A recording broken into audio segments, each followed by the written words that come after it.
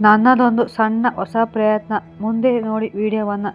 ಇದೇ ಥರ ಮಾಡಬೇಕೇ? ಇಲ್ಲ ಅಂದರೆ ನಾನು ಟೆಕ್ಸ್ಟ್ ಸ್ಕ್ರಾಲ್ ವಿಡಿಯೋ ಮಾಡುತ್ತೀನಿ, ಆ ಥರ ಮಾಡಬೇಕೇ? ಮುಂದೆ ಬರುವ ವಿಡಿಯೋಗಳನ್ನು ದಯವಿಟ್ಟು ಕಮೆಂಟ್ ಮುಖಾಂತರ ತಿಳಿಸಿ ಸಪೋರ್ಟ್ ಮಾಡಿ. ಕೊನೆವರೆಗೂ ವಿಡಿಯೋ ಸ್ಕಿಪ್ ಮಾಡದೆ ನೋಡಿ. ನಮ್ಮ ಚಾನಲ್ಗೆ ಹೊಸಬರಾಗಿದ್ದರೆ ಇಂತಹದೇ ಸುಂದರ ಕಥೆಗಳಿಗಾಗಿ ಈಗಲೇ ಸಬ್ಸ್ಕ್ರೈಬ್ ಮಾಡಿಕೊಂಡು ಬನ್ನಿ, ಶುರು ಮಾಡೋಣ.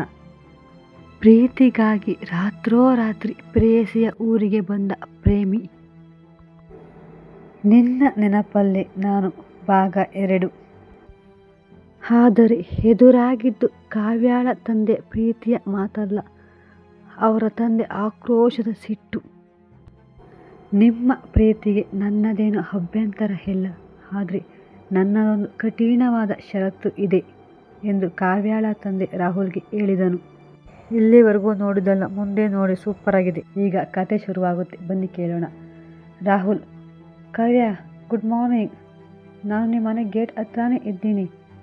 ನಿಜವಾಗ್ಲೂ ಬಂದಿದ್ದೀನಿ, ಆದರೆ ನನಗೆ ಎದೆ ಬಡಿತ ಜೋರಾಗ್ತಿದೆ ಎಂದ ರಾಹುಲ್. ಕಾವ್ಯ: ಅರೇ, ನೀನು ನಿಜವಾಗ್ಲೂ ರಾತ್ರಿನೇ ಹೊರಟ್ಬಿಟ್ಯಾ? ಅಯ್ಯೋ, ನಾನು ನಿನ್ನ ಸುಮ್ಮನೆ ಹೇಳ್ತಿದ್ಯಾ ಅಂದ್ಕೊಂಡೆ ರಾಹುಲ್. ಇಷ್ಟು ಧೈರ್ಯ ಇದೆಯಾ ನಿನಗೆ ಅಪ್ಪನ ಹತ್ರ ಮಾತಾಡುವಷ್ಟು? ರಾಹುಲ್: ಕಾವ್ಯ, ನಿಮ್ಮ ಅಪ್ಪ ಮನೆ ಹತ್ರನೇ ಇದ್ದಾರಾ? ಬರಲಾ?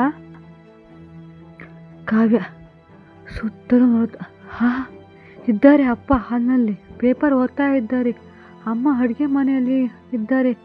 ಆದರೆ ನನಗಿನ್ನೂ ತುಂಬ ಭಯ ಆಗ್ತಿದೆ ಅರ್ಜುನ್. ರಾಹುಲ್: ನೇರವಾಗಿ ಹೋಗಿ ನಿಮ್ಮ ಅಪ್ಪ ಅಮ್ಮನ ಕಾಲು ಮುಟ್ಟಿ ಕೇಳ್ತೀನಿ ಕಾವ್ಯ.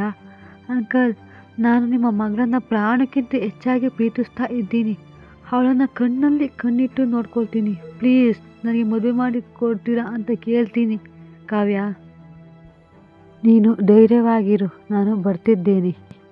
ಕಾವ್ಯ: ನನಗೆ ತುಂಬ ಭಯ ಆಗ್ತಿದೆ ಅರ್ಜುನ್. ನಮ್ಮಪ್ಪ ತುಂಬ ಕಠಿಣ ವ್ಯಕ್ತಿ ಗೊತ್ತಾ? ಅಪ್ಪ ಸುಲಭವಾಗಿ ಮದುವೆಗೆ ಒಪ್ಪಲ್ಲ. ಪ್ಲೀಸ್ ಅರ್ಜುನ್, ಹೋಗಿಬಿಡು, ವಾಪಸ್ ಹೋಗಿಬಿಡು ಅರ್ಜುನ್, ಪ್ಲೀಸ್. 2 ಗಂಟೆಗಳ ನಂತರ ತಿರ್ಗಾ ಕಾವ್ಯಳಿಗೆ ಫೋನ್ ಮಾಡಿದನು ರಾಹುಲ್. ಕಾವ್ಯಗೆ ಫೋನ್ ಮಾಡಿ ಹೇಳಿದನು: ಕಾವ್ಯ, ರೂಮ್ಗೆ ಈಗ ಬಂದೆ ಕಾವ್ಯ, ನಾನು ನಿಮ್ಮ ಮನೆಯಿಂದ. ಅಬ್ಬಾ, ನಿಮ್ಮ ಮನೇಲಿ ನಡೆದದ್ದನ್ನು ನೆನೆಸ್ಕೊಂಡ್ರೆ ಈಗಲೂ ನನಗೆ ಬೆವರು ಹರಿಯುತ್ತದೆ, ಮೈ ಜುಮ್ ಅನ್ನುತ್ತಿದೆ ಕಾವ್ಯ. ನಿಮ್ಮ ಅಪ್ಪನ ಜ್ಞಾಪಿಸ್ಕೊಂಡ್ರೆ ನಿಮ್ಮ ಅಪ್ಪ ಅಮ್ಮ ಅಷ್ಟು ಜೋರಾಗಿ ಗದರಿಸ್ತಾರೆ ಅಂದ್ಕೊಂಡಿರಲಿಲ್ಲ ಕಾವ್ಯ. ತುಂಬ ಭಯ ಆಯಿತು. ಕಾವ್ಯ: ಏನಾಯಿತು ರಾಹುಲ್? ನೀನು ಹೋದ್ಮೇಲೆ ಅಪ್ಪ ಅಮ್ಮ ತುಂಬ ಸೀರಿಯಸ್ ಆಗಿದ್ರು. ಏನಾದರೂ ದೊಡ್ಡ ಗಲಾಟೆ ಆಯಿತಾ? ಪ್ಲೀಸ್ ಹೇಳು, ನನಗೆ ಟೆನ್ಷನ್ ತಡೆಯೋಕ್ಕೆ ಆಗ್ತಿಲ್ಲ ಅಂದಳು ಕಾವ್ಯ ರಾಹುಲ್ಗೆ. ರಾಹುಲ್: ನಾನು ವಿಷಯ ಹೇಳಿದ ತಕ್ಷಣ ನಿಮ್ಮ ಅಪ್ಪ ಅಮ್ಮ ಕೋಪದಿಂದ ಎದ್ದು ನಿಂತರು. ನನ್ನ ಮಗಳಿಗೆ ಆಲ್ರೆಡಿ ಬೇರೆ ಸಂಬಂಧ ನೋಡ್ತಿದ್ದೀನಿ, ಯಾವ ಧೈರ್ಯಕ್ಕೆ ಬಂದೆ? ನಿನ್ನ ಹತ್ರ ಇರೋ ಯೋಗ್ಯತೆ ಏನು ಅಂತ ತುಂಬ ಕಠಿಣವಾಗಿ ಕೇಳಿದರು ಕಾವ್ಯ. ನನಗೆ ತುಂಬ ಭಯ ಆಯಿತು, ಏನು ಮಾಡಬೇಕು ಅಂತ ಅರ್ಥನೇ ಆಗಲಿಲ್ಲ. ಅಯ್ಯೋ ದೇವ್ರೇ, ನಿಜಾನಾ? ಅಪ್ಪ ಅಷ್ಟೊಂದು ಕೋಪ ಮಾಡ್ಕೊಂಡ್ರ? ಆಮೇಲೆ ನೀನು ಏನು ಹೇಳಿದೆ ರಾಹುಲ್? ಅಲ್ಲಿಗೆ ನಮ್ಮ ಕತೆ ಮುಗೀತಾ? ಇಷ್ಟೇನಾ ನಮ್ಮ ಪ್ರೀತಿ? ಹೇಳು ಅರ್ಜುನ್. ಇಲ್ಲ ಕಾವ್ಯ, ನಾನು ಹೆದರಲಿಲ್ಲ.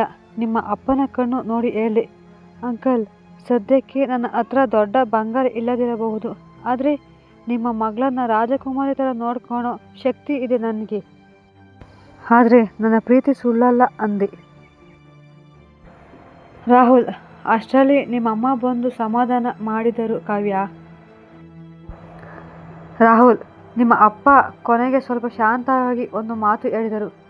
ನಿಮ್ಮ ಪ್ರೀತಿಗೆ ನಂದೇನು ಅಭ್ಯಂತರ ಇಲ್ಲ, ಆದರೆ ಒಂದು ಕಠಿಣ ಷರತ್ತು ಇದೆ ಅಂದಿದ್ದಾರೆ ಕಾವ್ಯ. ಅದೇನು ಅಂತ ನನಗೂ ಗೊತ್ತಿಲ್ಲ. ಕಾವ್ಯ: ಷರತ್ತಾ? ಎಂತಹ ಷರತ್ತು ರಾಹುಲ್? ಅಪ್ಪ ನಿನ್ನ ಹತ್ರ ಏನು ಹೇಳಿದ್ರು?